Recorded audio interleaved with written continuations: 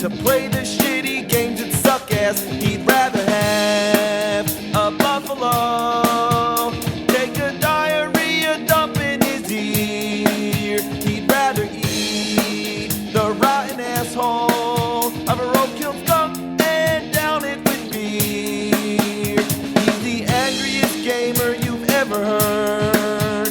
He's the angry Nintendo nerd. He's the angry Atari Sega nerd. He's the angry video game nerd.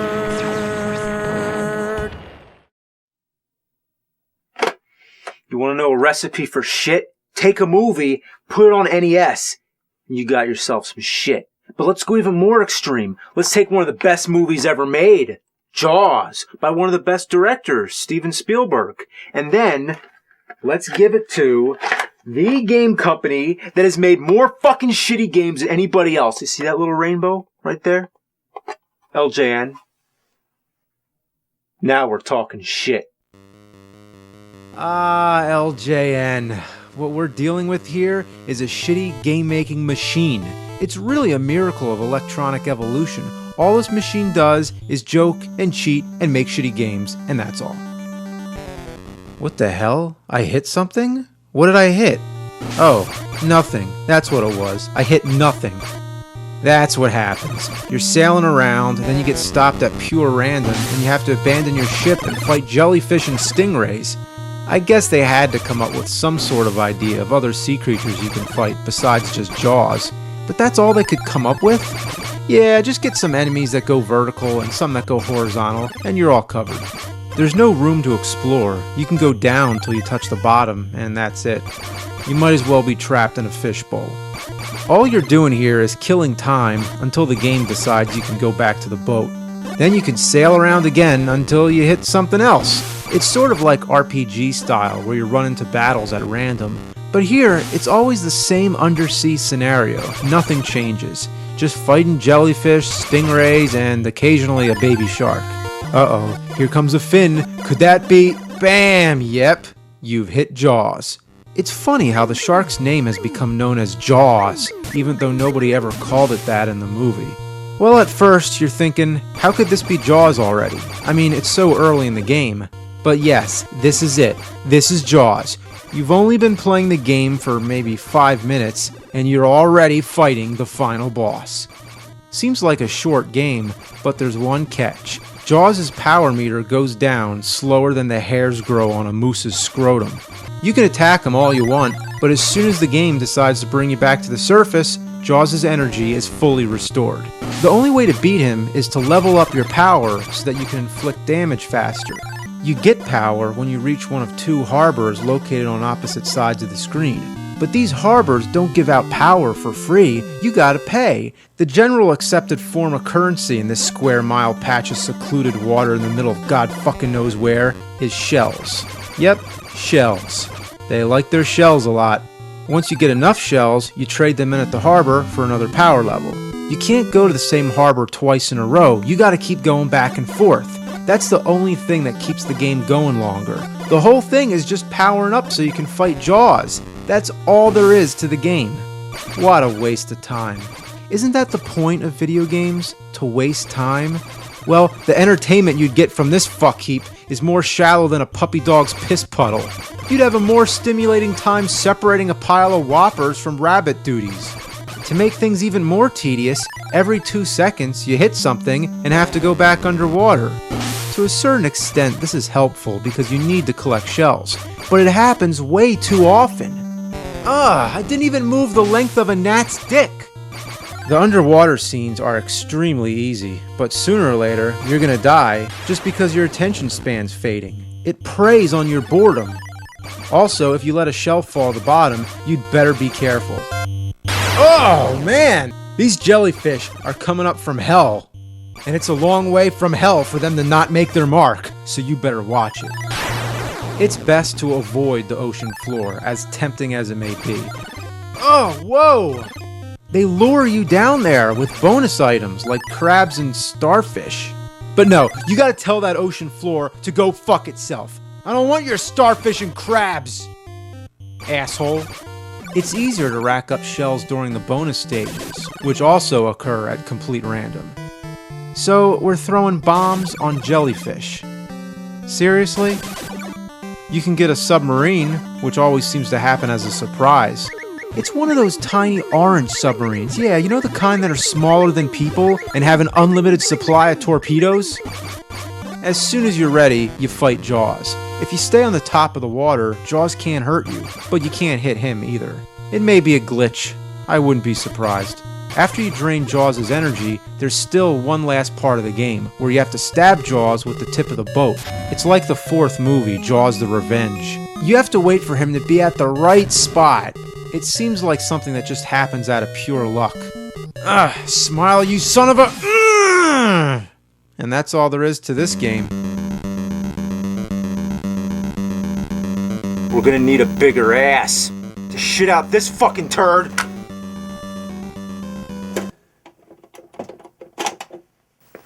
Never playing this game again. I would just throw it into the sea. But I hear that in 2015, there's an antique store opening up in Hill Valley. They might take it. Well, right here, I got a box of games based on movies by Steven Spielberg. Let's see what we got.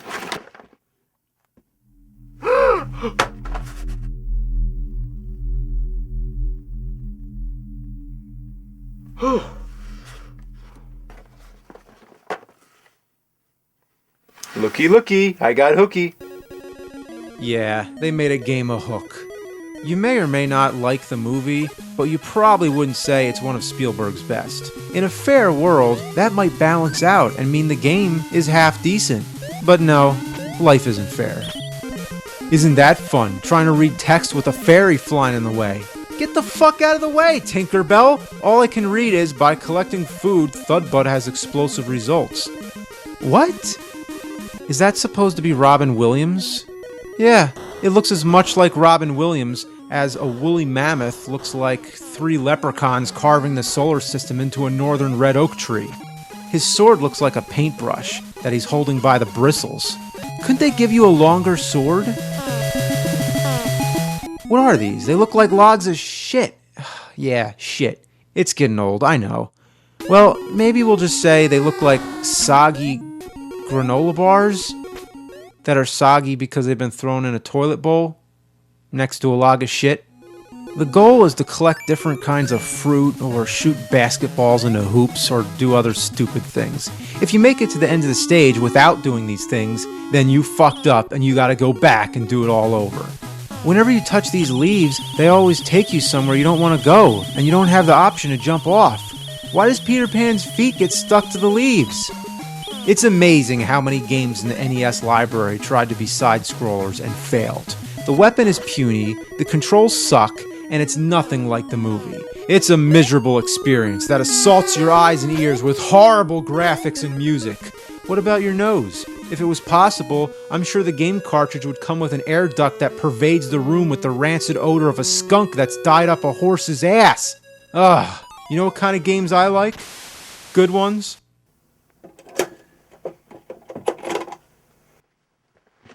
Alright, let's play another game. Let's see what we got.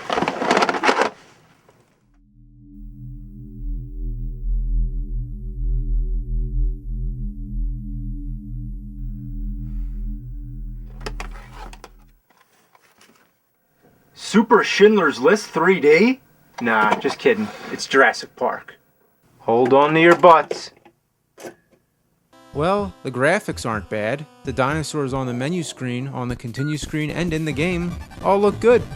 But the ground lacks texture and is only a few shades darker than what you'd call puke green. And who are you playing as? Smokey Bear? Well, that's pretty scary. Smokey Bear with a gun? It's one of those where the fuck do I go kind of games. You run around like an idiot collecting eggs, so yes, it's like a big Easter egg hunt with Smokey Bear and dinosaurs. Touching question mark boxes is a gamble. Either they give you health, or they kill you. Even the smallest of enemies take multiple hits to kill, and you run out of bullets real easily.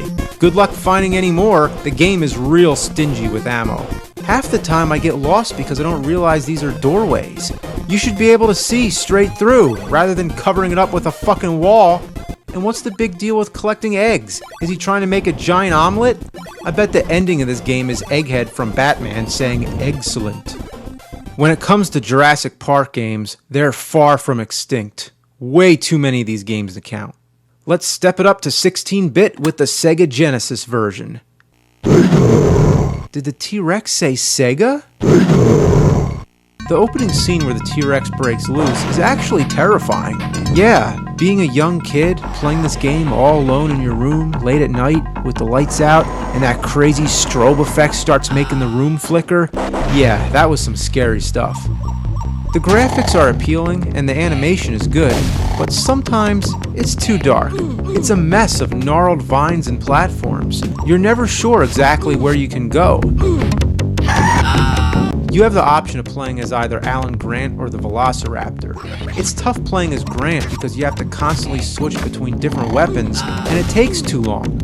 The Raptor is stronger and has better dexterity, but jumping always seems to be a problem. You never know when you're able to drop down safely without lots of trial and error. Not too bad, but very frustrating. There is a sequel called the Rampage Edition. Don't you think they should have called it something different? The word edition implies that it's an updated version of the same game, but it's a totally new game. Unlike the other game that had graphics that were dark and dismal, this one's bright and cartoonish. The first screen seems to stretch on for infinity. I don't know where the hell to go, and every time I think I'm getting somewhere, this pterodactyl picks me up and carries me all over the place. Whoa, jeez! Pick the Raptor, because that shit doesn't happen. Wow, that's one gymnastic raptor. The Super NES version is an updated improvement on the NES version. You switch between an overhead view and a first-person view. When I played this as a kid, I thought it was amazing. It wasn't too often back then when you'd see this kind of perspective. I was always interested in virtual reality. I took a refrigerator box and decorated it to look like a futuristic Land Cruiser. I cut a hole for a window and placed it against the TV while playing the game inside the box. It was, yeah, it sucked. I like how you get to hear elevator music. These first-person views are so hard to navigate without any kind of map system. Another thing really annoying on the overhead view is that there's on-screen instructions that keep getting in the way. Couldn't they have put that on the bottom of the screen or in the corner somewhere? It's not a bad game, but there's one serious problem. One fatal flaw that ruins the whole experience. There's no save feature. This is a pretty long game we got here, and you can't save it? You have to beat the whole game in one sitting? What were they thinking? Then we have the sequel, The Chaos Continues. It's a side-scrolling shooter. Looks self-explanatory enough, you just run to the right and shoot anything that moves. But only 15 seconds into the first stage, you run into a dead end. I went back and forth looking for whatever I missed, and then found out that if you hit up in a certain spot, it takes you to another screen. It's like Friday the 13th, where you have to keep going along different paths. But look at this! How was I supposed to know this was a path? There's nothing there! But on the other screen, there's a flashing red arrow. Now I know that would have been more helpful to tell me the first time, so why have arrows on all the paths except the first one? I think I may have the reason. It's hidden behind the bush. You might think, well, no game designer would be stupid enough to put a foreground bush in front of where an arrow is supposed to go. They probably just forgot to put the arrow there.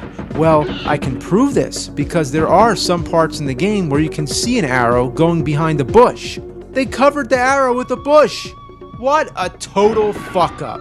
Even after you know about the paths, it's still confusing to navigate. Every screen looks the same, so it's hard to tell where you've already been unless you draw yourself a map. This part, you have to walk into a rock, which takes you to hell. Yep, dinosaurs in hell. And in this stage, all you do is shoot people. People? What is this, Jurassic Park or fucking Contra? Shop smart, shop S-smart. The Sega CD version is a point-and-click game. This is a good game to play if you want to fall asleep or learn dinosaur facts. Compy is one of the all-time smallest dinosaurs, about the size of a coyote, 10 pounds. You click where you want to go, then you see a movie screen and the game automatically takes you there. I would much prefer being able to control myself walking around freely, but instead you have to point and click. Now, I don't have anything against point and click games, I just suck at them.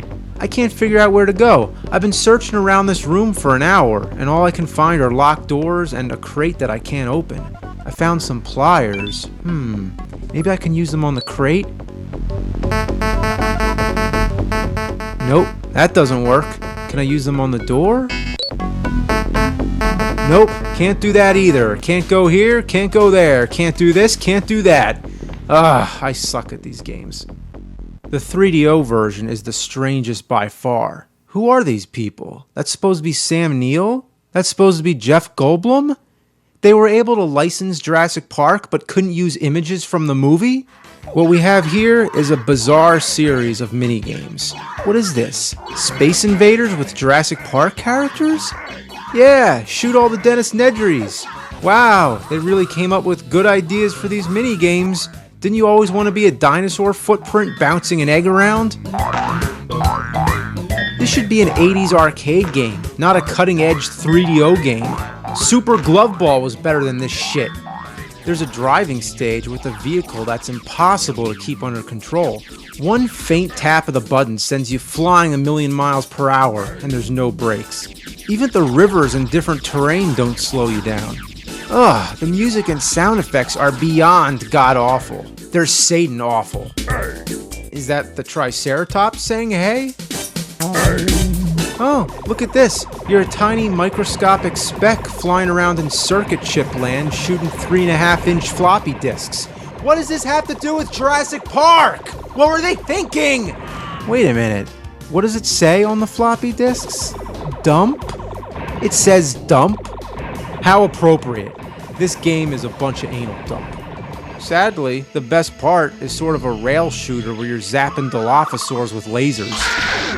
There's also a first-person stage where you're running around like a rat in a maze from cardboard cutout raptors.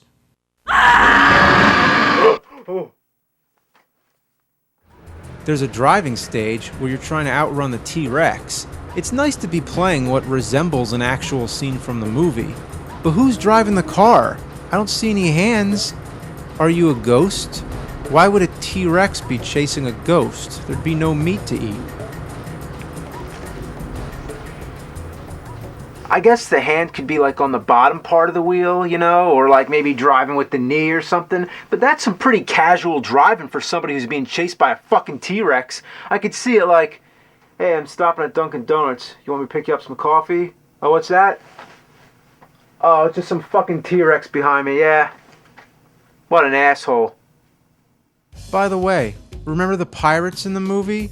How about a tutu-wearing pink angel-winged... What the fuck? Jurassic Park on 3DO is a complete mockery, man. Does it suck? You bet Jurassic sucks. In the words of Ian Malcolm, that is one big pile of shit.